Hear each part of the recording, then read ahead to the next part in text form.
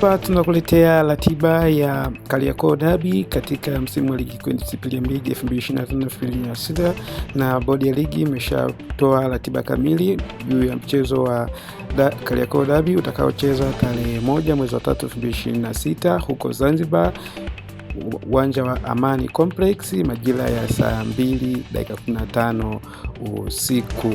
Na hii itakuwa ni mechi ya kihistoria tena katika msimu huu wa 5 baada ya Simba Sport Club kutokuwa na matokeo mazuri mbele ya Yanga. Je, huku Yanga akiingia kifua mbele kuwa na historia nzuri, je, Simba ataendelea kuwa mnyonge mbele ya Yanga?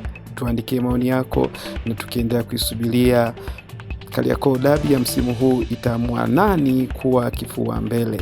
Je, unaweza kuweka utabiri wa matokeo haya? Tuandikie kwenye comment section.